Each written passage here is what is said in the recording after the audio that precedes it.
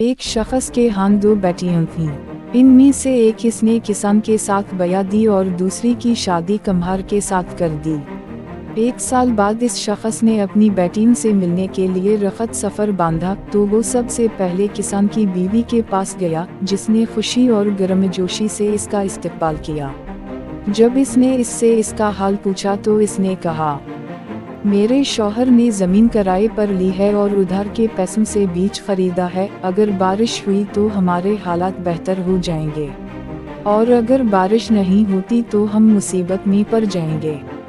अब वो शख्स अपनी दूसरी बेटी की तरफ रवाना हो गया जो इसने कम्हार के साथ ब्याही थी, जिसने खुशी और मुसर्रत के साथ अपने वालिद का इस्तकबाल किया और रिवायती हाल अहवाल के जवाब में कहा, मेरे शौहर ने उधार के पैसों से मिट्टी खरीदी और हमने इससे बर्तन बनाए हैं और इन्हें सूखने के लिए धूप में रख दिया है। अगर बारिश ना हुई फिर तो हमारे हालात बेहतर हो जाएंगे और अगर बारिश हो गई तो मिट्टी के बर्तन टूट फूट जाएंगे और हम एक आफत से दो चार हो जाएंगे।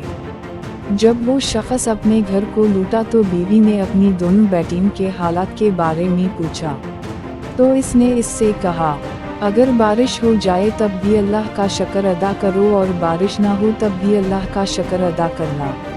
ये इस दुनिया का हाल है, जो आपको मुनासिब है वो दूसरों को रास नहीं आता और जो दूसरों को अच्छा लगता है वो आपको रास नहीं आता।